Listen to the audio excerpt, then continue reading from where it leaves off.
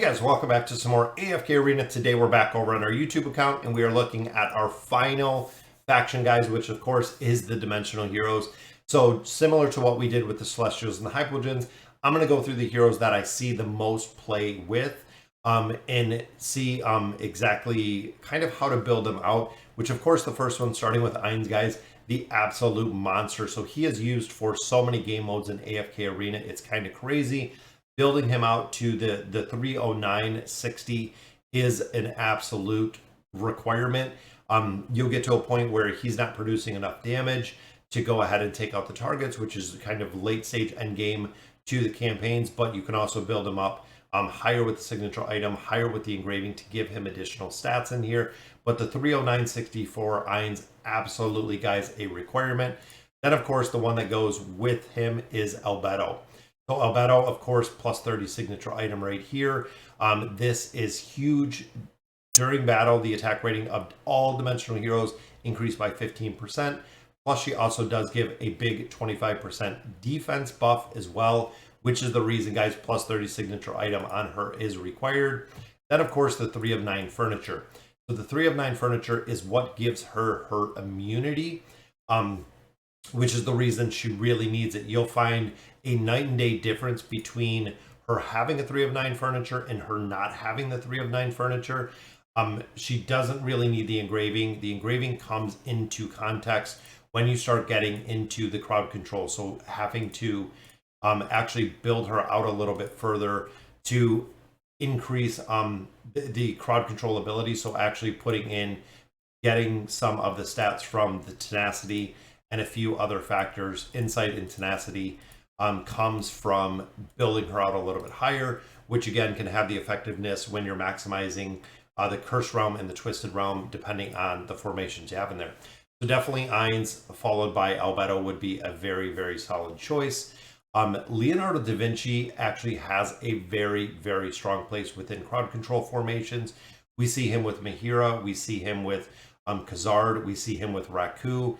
He has actually made a very, very big presence when it comes to the campaign, when it comes to the Cursed Realm, when it comes to some PvP teams. The ability to lock out teams is absolutely incredible.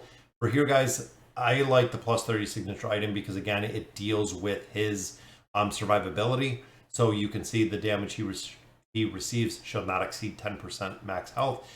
If he is dying out too quick, guys, the plus 20 will work. Plus 30, again, deals with that survivability issues you can see with Leonardo. Now, here are the plus 30 signature item, or excuse me, the 9 of 9.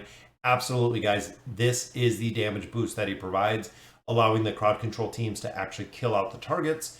Very, very important with that aspect. And then, of course, you can see I did the plus 30 engraving on him.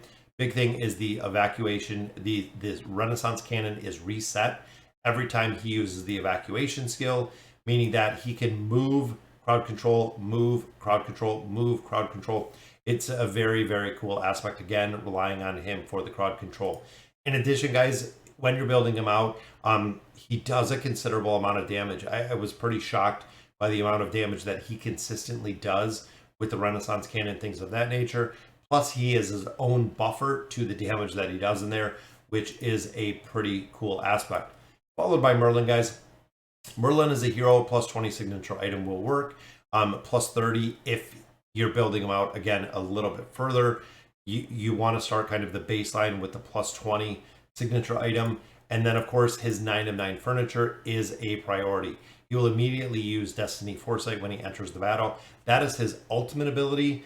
The duration of the skill is extended by 50%. So the 9 of 9 in here is huge, guys. When he walks into the battlefield, he will actually cast his ultimate ability, putting out the mitigation factor for an entire team. All damage received by allied heroes is reduced by 35%, which is very, very strong right off the bat. Engraving, not really needed on him. Again, not a big priority when it comes to that engraving factor. Next one we look at, guys, and I'm kind of going to go through the rest because there are a lot of variations with heroes in here. Prince of Persia used to have a lot of utility. Ezio used to be used in a lot of formations. It seems like Prince is not used as much. Ezio is used a lot more. So I'm going to go through the rest of the heroes. Joan of Arc, I'm still relatively early to see, But ultimately, guys, a lot of players have said right here, plus 30 signature item on here because of the damage mitigation is the big part of her. And then the 309 furniture. So when she reaches the back line, she will use her ultimate ability without using energy. 9 of 9, the protection value. Again, a lot of players have been kind of questioning this. We've seen a little bit of testing, but the 3 of 9 furniture, absolutely a big one, guys. And then, of course, I like this one because of the attack rating and defense rating. So I would go probably 203 or even 209. The 9 on here is pretty good as well because of this protection value. When she casts her ultimate, the protection value doesn't get reduced all the way. So again, ultimately, the plus 20 signature item, 3 of 9 will work. 9 of 9, of course, is going to be better, but the plus 30 engraving makes a big difference because she gets the attack rating and the defense rating buffs, which I absolutely like. Next one, guys, Queen. Queen, building her up with the engraving a little bit just because of the tenacity factor. So Queen gains an additional 25% crit rating and crit damage when a shield exists. She does not really do damage. Plus 20 would work on her. Again, plus 30, she doesn't really do much damage at all, but you want the lockdown control aspect that she has in there, which does make a big difference. Now in here, again, this doesn't seem to have much of an impact. Queen heals herself and allies while also increasing her and her allies' attack rating. This is the reason why we build up the 9 of 9, guys. The healing aspect in here doesn't really seem to have a difference at all, but the allies' attack rating for 3 seconds can make a big difference. I know the skill cannot stack, but anytime that you're boosting up some attack rating, guys, absolutely very, very good to have.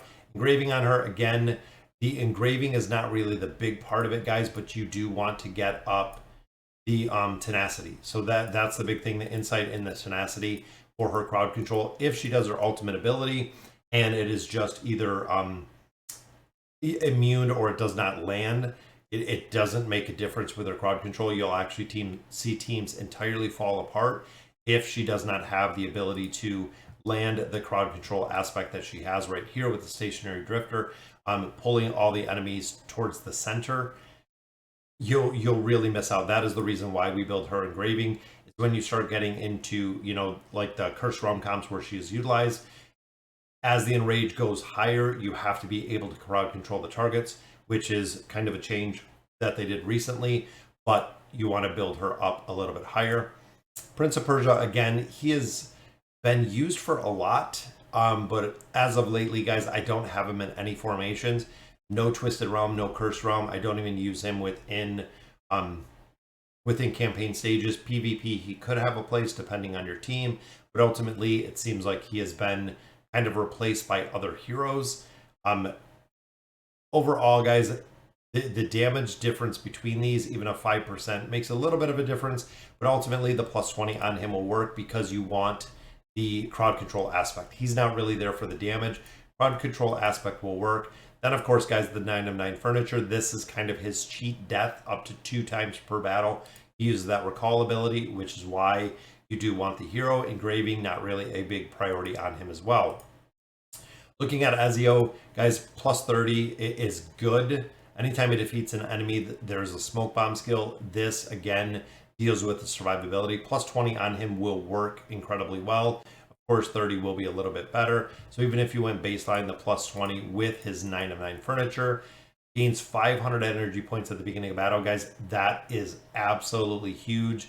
So building him 209 works incredibly well. Again, for him, engraving, not really a big difference on him.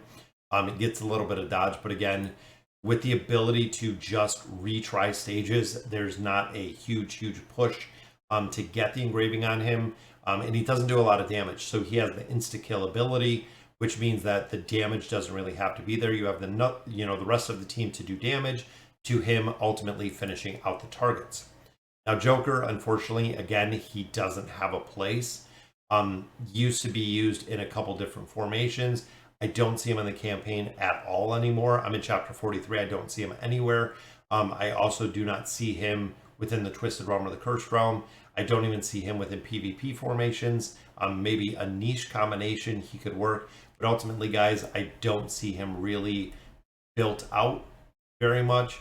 But I believe the 303 is all you really need him built at without the engraving. But again, he's not a priority to really build out. Now, Baba Yaga is used for quite a bit, guys. I've seen her and her crowd control aspect being built out and used within the Twisted Realm.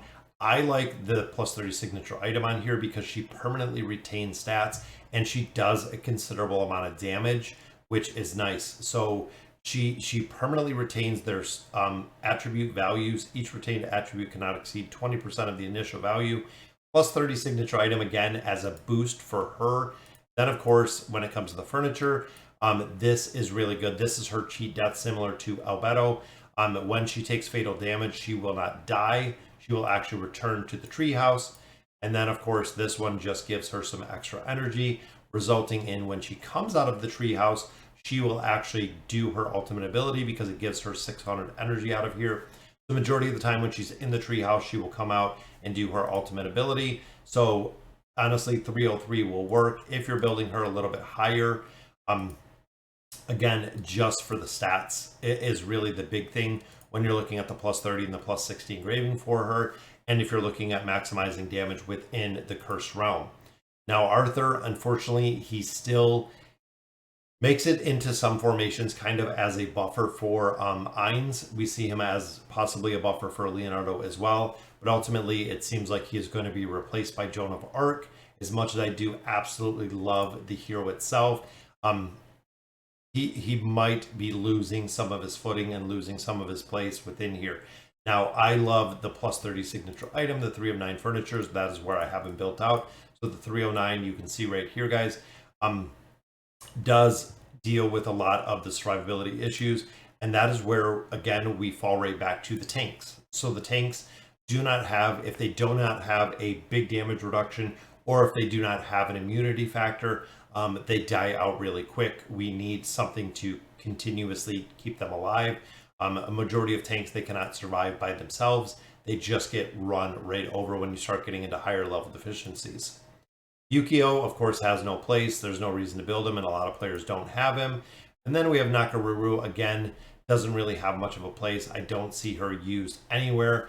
Not PvP, Twisted Realm, Cursed Realm, not campaign formations. Neither one of these are really used anywhere. Not sure if Lilith has any inclination to ever update them or change them, add more to them. But ultimately, guys, looking Ainz Albedo, absolutely building. We also do have Leonardo and Merlin, which are used in a lot of formations. Ezio and Baba Yaga are the other ones. Queen utilized for the 5 pull, short of that, not really used anywhere else. And that about does it for the Dimensional Heroes, guys. Let me know in the comments what you guys think. Dimensional Heroes, very, very cool. Still waiting to see, again, the viability of Joan of Arc, where she falls within formation. So let me know in the comments what you guys think. And as always, thank you guys for watching.